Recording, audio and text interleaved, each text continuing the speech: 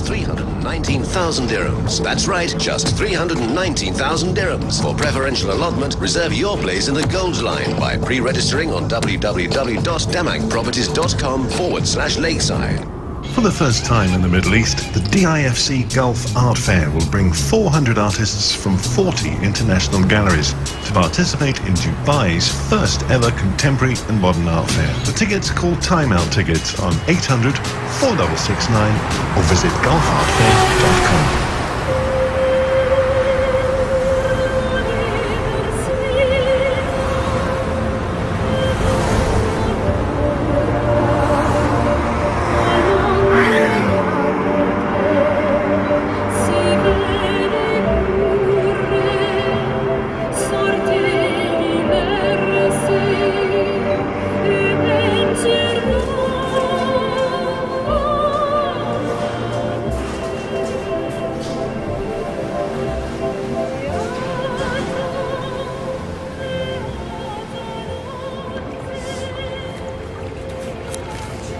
I think I came to Dubai initially only to make money. Right? I'd heard that oil had been struck near Abu Dhabi only a few years before I came, which I came in 1976. And people said, those who are enterprising, those who are willing to take a risk, go to Dubai. I was the 6th or 7th lawyer in town. There was no other lawyer in town. So it was quite exciting in a way, but very difficult to make money at that time. Because the population was so small, the infrastructure was so unsophisticated, banks were very few, commercial life was very limited, and I'm a commercial lawyer, so I had to persuade people to refer work to me about legal disputes when the legal disputes didn't really exist. And Mr. Baxter? Until recently, there was no cultural environment at all. It was a commercial environment, a money-making environment. There was an Indian painter who as early as 1976, Francis Souza, said, in terms of art, all they want to buy is supermarket kitsch. And he was completely right. The argument used to be that if you wanted to be faced with culture and enjoy the theater or the ballet or cinema, etc., go abroad. There's a limit to how many times you can travel just to see a play or see a good film. Okay. As more and more people take up residence here who are used to sophisticated atmospheres in their own countries, they demand a level of culture as a means of keeping them here. They don't want to simply be here for 3 months of the year. They want to live here. And they want to have theater. They want to have good cinema. They want to have good newspapers. They want to have art. The government sees it as a magnet to get people who are sophisticated with money to be here. If you told people that you could make $10 million in 5 years' time and there was just a desert, the right people wouldn't come here, right? They say we're making that sort of money abroad. If there is a cultural environment and it is fun to be here and we like going out to the Madinat and seeing galleries and going to other areas and having artists come in and having ballet 2-3 times a year, having sports, it brings them in. It brings them in. It's very rare to see that happen in a place which is so commercial. But with the commercial growth of a place comes surplus capital. The ability to purchase art is very dependent on surplus capital, meaning the sort of capital that you just do not need.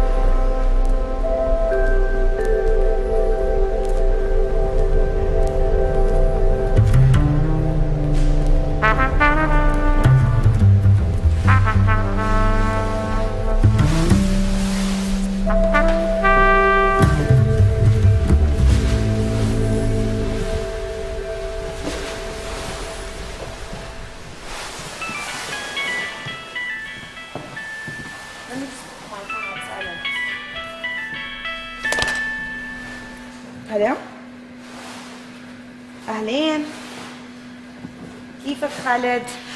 هلا برجع بحكي لك in 10 minutes بالضبط. فاتحين. يلا تعال. اوكي. يلا. اوكي باي. We have a visitor coming. He's a gallery owner also in Syria. That's gonna be here.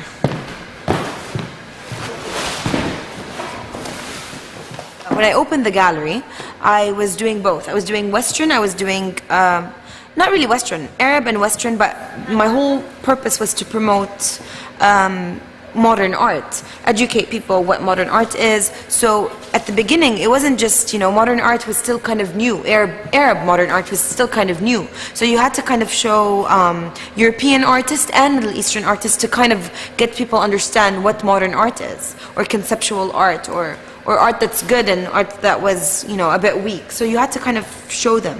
So yeah, that was 4 years ago. The last year and a half, I've been only focusing on Middle Eastern art because it does have potential. I mean, we're in the Middle East, so, you know, we should take our, you know, culture, our people to a next level, our background to a next level. Because there's no culture in Dubai. There's no like real heritage to it. There is a certain modern culture. I think similar to America, just built itself and made itself into something.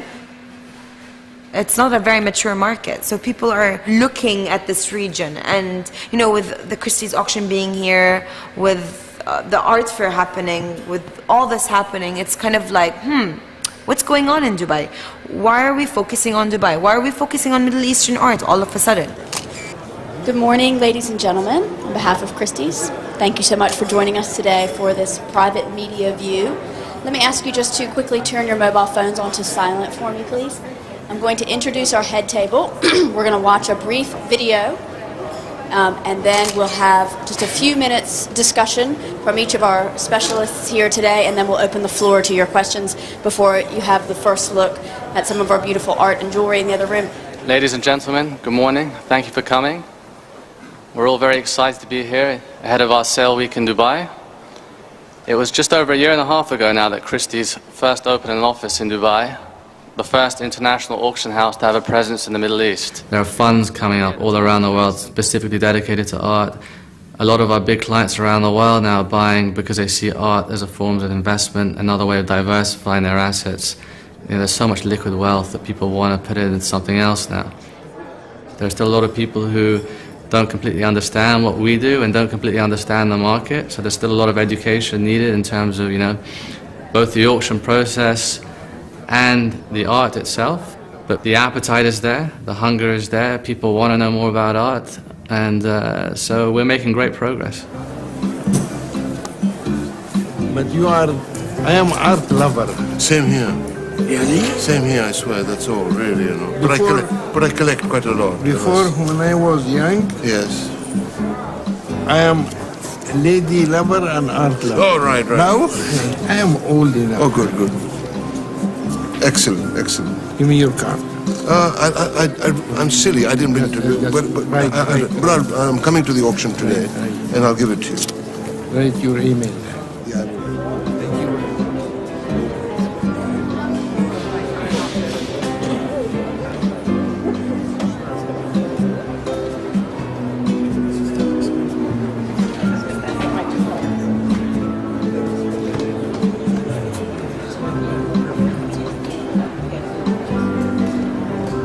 Excellencies, Lords, ladies and gentlemen, welcome. Tonight is going to be a very exciting sale, I'm sure.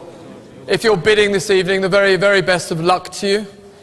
And if you're attending a Christie's sale... In the Arab world, people haven't been buying art for investment like in Europe and America. It's been going for 200-300 years. But now, with so much surplus wealth, people want to know where to invest. And particularly if they want to invest in something that they can partly flaunt on the wall. So they've got all the houses, they've got all the jewelry for the wife, they've got all the big cars. What else to do with your 200-300 million dirhams? So last chance now for anyone in the room at 1,050,000. Not your bid, David. Not your bid, Anthony. At $1,050,000. Setting it now for $1,050,000. Your bid, David, paddle 848.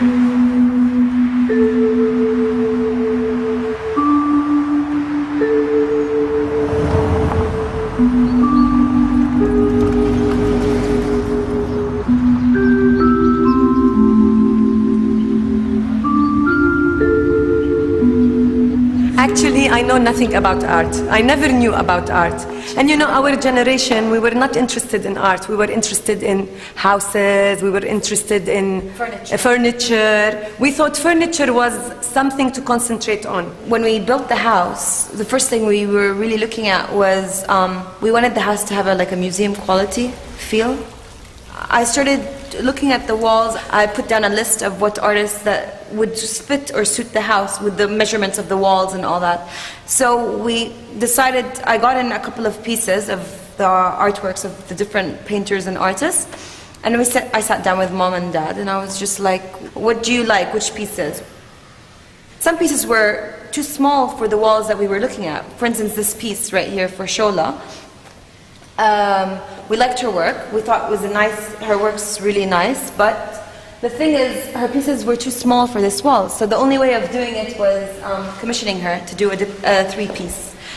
And that's when she met with Mom. Yeah, she came over, she took the sizes of the wall, and then I told her what colors I like. And she went back, she did this for us, and it took her like 8 months. It took her, less, 3 months. And then she sent them for us. Yeah. And I like it because it goes with the theme and the height of the walls. This is what I was telling Maliha. If you're going to bring some pieces to the house, I want them to be valuable, that have a value later on. From the time we purchased them, the value went really high up. And they're international artists now. And some of them are artists that are dead, but once an artist is dead, his value goes up. When we first started buying art, we thought it was, oh my God, too expensive. But now, we started enjoying it, feeling that this is, is gonna be in the future, has a value, it's something you inherit to your children. So I think it's the best investment.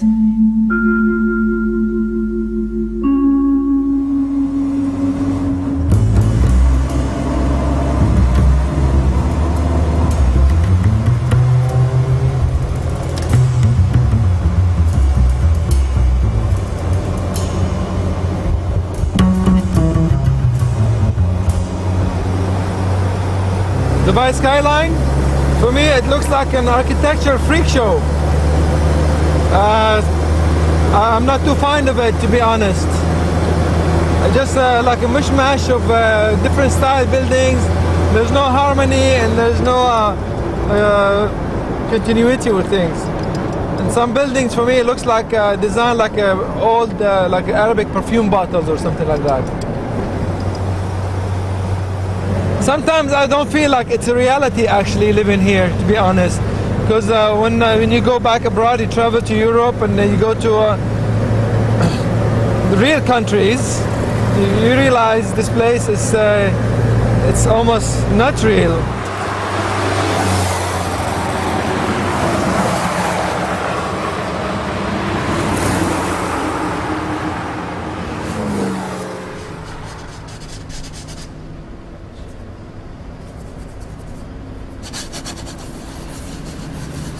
There's nothing here that will that can inspire too much. So sometimes you have to coop yourself into your own world and watch lots of Discovery in Animal Planet, maybe. The chaos that's here and this that the system, the way the system works, everything has to be like such man-made and perfect. In this country you have certain rules that you have to follow, and this is one of them. In art, actually, even the magazine, there's so much censorship. You have like interior design magazine. If you see like a setting of like a living room, and the pictures in the back, you can see painting hanging from a Matisse, maybe like nude. They even like mark that. I found that very bizarre. But here it's about what you drive, what you do, what do you work, how much is your salary. It is so important, that thing. So lots of people, they don't try to keep up, they feel left out, and they look down at somebody who has lesser stance in society in Dubai. There's lots of greed, basically. I don't know. And the way they take advantage of these poor souls, the laborers, and work them to the max, and then try to charge so much money from what they are building, when they are building, like, basically it's so cheap labor here.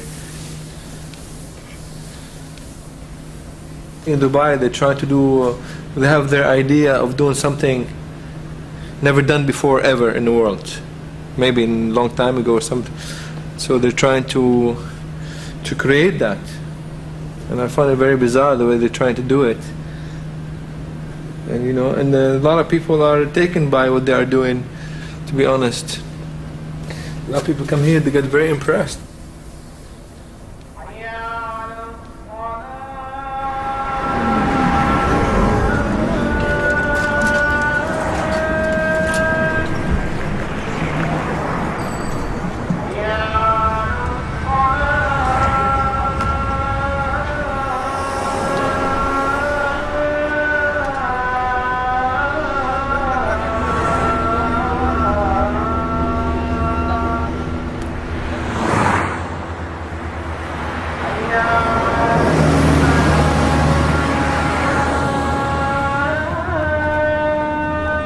The poor man in the street really has very few rights. And yet if you ask those guys, would you rather be here living in that shed or back in Pakistan or India, he said, I'd like to be here. That's the odd thing about it all. Because he just cannot get employment at all back home.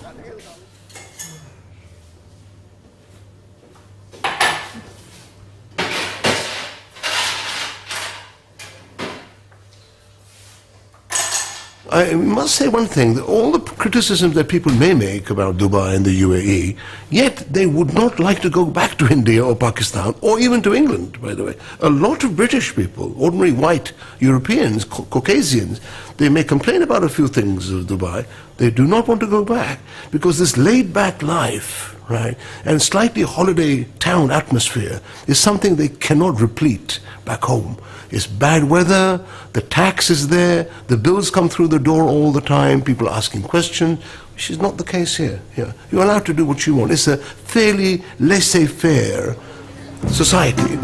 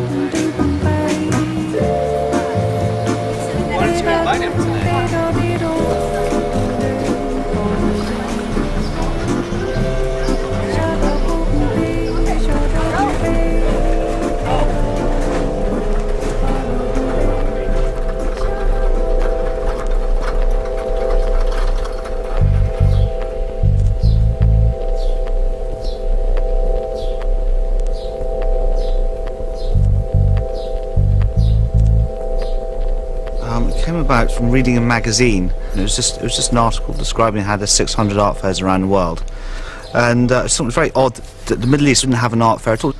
So I approached John. He thought I was absolutely nuts because I don't know that much about art, and we thought, yeah, an art fair could really work here. So we came out there, agreed to do it. John flew back. I booked it. We didn't pull out, so it went from there. I think we were lucky with our timing, and also the Dubai brand is worldwide known, and people want to come to Dubai. So I think it's certainly correct to say that had we done this, say, in another Middle East city, we wouldn't have had this response. But the Dubai brand, everyone wants to come here, wants to see what's going on. It's not just about, what we're doing is not about setting up a commercial district, because we know that in setting up a strong commercial marketplace for contemporary art, it will encourage art. It is essentially patronage, another name for patronage.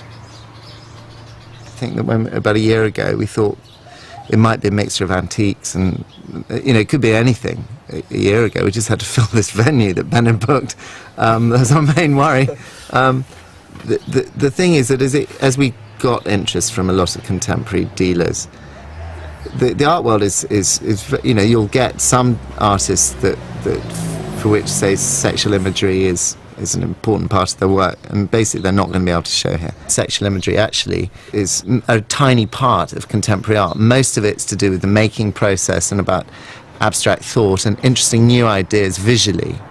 And I don't think the fair, funnily enough, I realised about a month ago, going through some of the pieces that were coming in through photographs, I started thinking, well, in fact, this is a good thing. It's giving the fair a sort of character all of its own.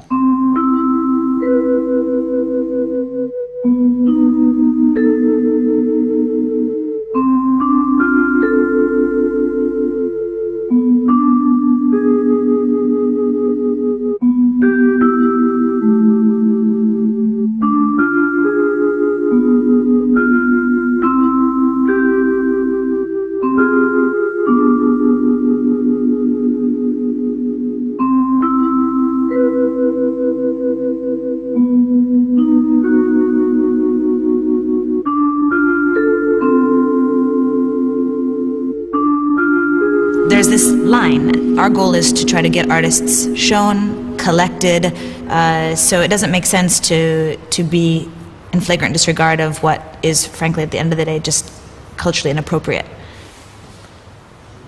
Especially in the States, which is, more where I'm from. A lot of that art scene is about knowing where the line is and trying to push it constantly, away, away, away, away. And in that exercise of pushing the line away, it becomes more about pushing mentally or subliminally or whatever, increasing that, I don't want to call it shock value, but just that attention velocity. And there's so much more that you can look at without just constantly trying to push the line. I feel like we do sort of push the line of what people want to see, what they're willing to digest. We only work with artists who are Middle Eastern, maybe have lived all their lives in London or New York, but have a Middle Eastern ethnic background. We really came together out of the idea that art from the region isn't very well represented internationally.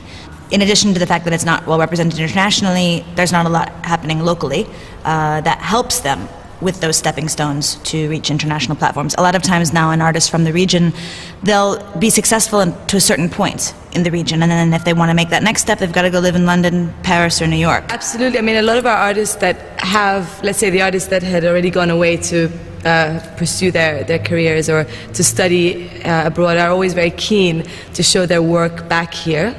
It's very, very different when Yusuf Nabil shows in Paris or New York than when he shows in the region, in Dubai, because people react to the work differently. We've got our eye on a number of international art fairs, before this even came on the map. So it's exciting in that sense. And we're the only group from actually the whole Gulf that's showing. So that's quite an honor as well. We represent about 20. Oh, I should know that off the top of my head. We represent 23 artists. But it keeps and we're showing about 15, aren't we? 19. We can't not say that we're a little bit it's a bit daunting, We've been open for a little under 2 years, and a lot of these galleries that are participating are very established, and have been doing what they've been doing for many, many years. And, but I feel as if, I feel like our focus is strong, our artists are great, and the attention will be a little bit much, but I think it'll be all sort of a good thing, a good learning exercise for us, and I'm just hoping they didn't put us like right next to White Cube or something. By 3, are we totally sure? Sure. Don't tell me what I want to hear, tell me the truth. Sure. Okay. Okay. You want me to make 50-50 or you want to make them have Good question. Because maybe we do a whole radical rethink, and we hang. Maybe we do all the photographs over there and all the paintings here. My first reaction was, "You've got to be joking." And then I thought, new markets. It's quite interesting to see what's happening here, and I'm interested in other markets. I was born and brought up in Hong Kong, and I recently did a show in Hong Kong, and it was very successful. There must be a burgeoning middle class who will begin to decorate their house instead of with posters. They'll start buying real art, just like the English did in the 19th century and like everybody else did in the 20th century. With prosperity comes buying art. By definition, it must do. I don't know if anybody knows anything about art here. I'm sure some of them do because they're intelligent. They've made their money. They're great traders here in Dubai. Obviously, I think it's only 10% of the GDP is made out of oil. So they've actually made it by looking to the future, looking forward. And I'm sure they've read books. I'm sure they've looked on the internet. I'm sure they've prepared themselves to a certain degree. And they certainly, a lot of them travel. So they must have been to museums. They know who Picasso is. They know who Damien Hirst is. And they know their local artists. I don't know what to expect, really. I really don't. I think it's quite possible to sell absolutely nothing. It's quite possible we'll take nothing home. And then, we'll just come back. They've messed up. They got the wrong length of walls. Don't worry about it. We'll come over. If something feels wrong, you've got to double check everything. People, we're in the third world. They don't have a fucking clue. They've never done an art show before. Hi, Jack. How are you?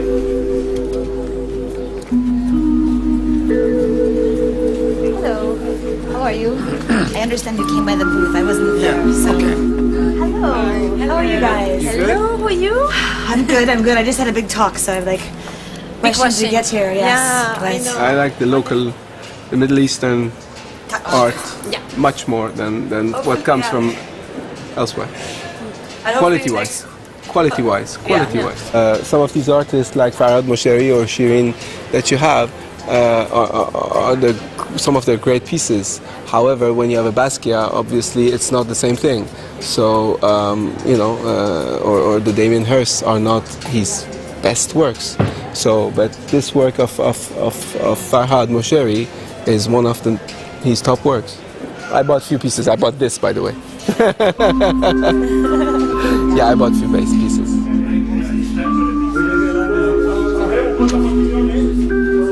Dubai is not itself a cultural city, but you think it's a good host city. Yeah, I mean, it's a young city, so it has no long artistic tradition. But you're just seeing through the people that are coming here that they're creating something from scratch. And in many ways, that's much more exciting and much more liberating than, say, having a burden of artistic heritage sometimes. We just sold our first picture. Yes. That would be breaching client confidentiality.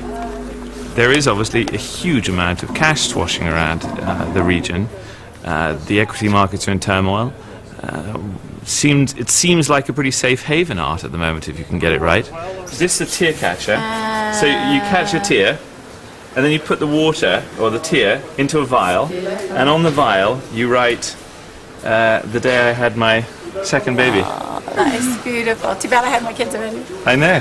That is gorgeous. The day my kids went off to boarding school. So the tear catcher is £9,250. I don't understand this. 3,200. This is 3,200. What number is that? Inshallah, everything will be ready for the opening.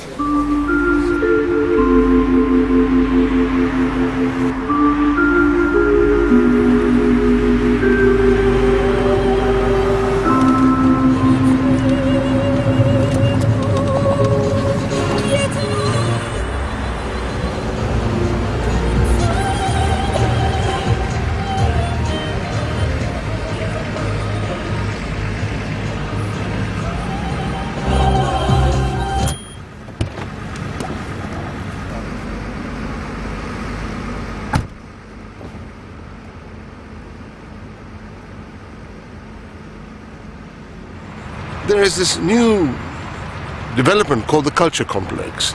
The idea of this complex is that it shouldn't just be a block of flats. It was meant to be a whole environment giving a cultural edge to Dubai, which was meant to be lacking up to now. So it's meant to be a corrective to that.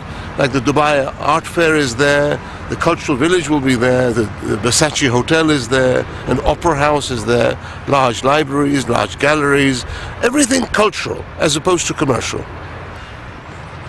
Well, I booked 2 apartments, one to live in and one to rent. And it's a whole sort of theme park effect about it, not just you in a villa. The look of it is a bit like Disneyland. There is a certain artificiality about it, and yet very pleasurable to live. My wife will be coming here and staying here. But she has not liked Dubai that much in the past. She finds everything is rather artificial. Even if it's a new building, it's a bit like a film set. It looks as if you push it too hard, the walls will collapse. I keep my house in London, very much. Yeah, I've had the house for a long time. I go back and forth, and this you'll find with a lot of people in Dubai. At one point of time, it was very difficult to convince a family to come to Dubai. In fact, my children don't like it that much here. Everything here, they say, is all hotel orientated. Everything's an hotel.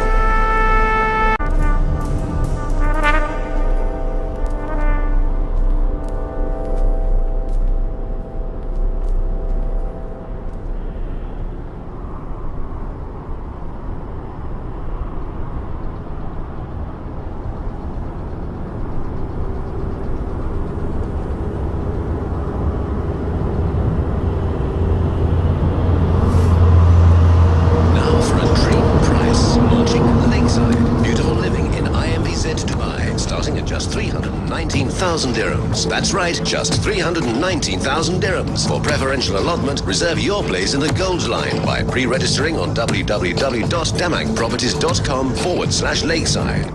For the first time in the Middle East, the DIFC Gulf Art Fair will bring 400 artists from 40 international galleries to participate in Dubai's first ever contemporary and modern art.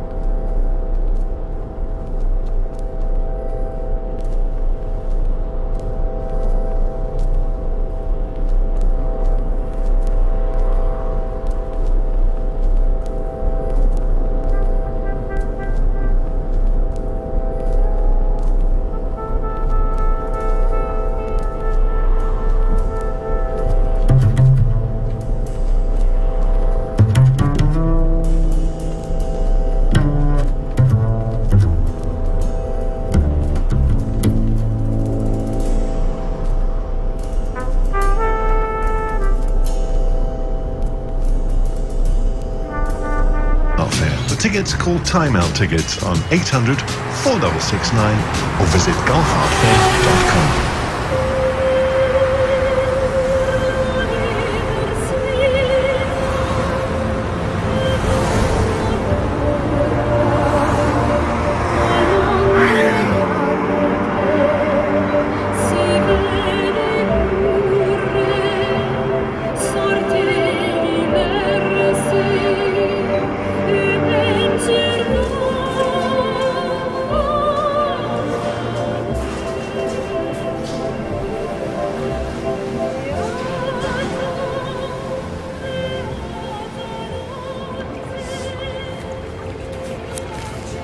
I think I came to Dubai initially only to make money.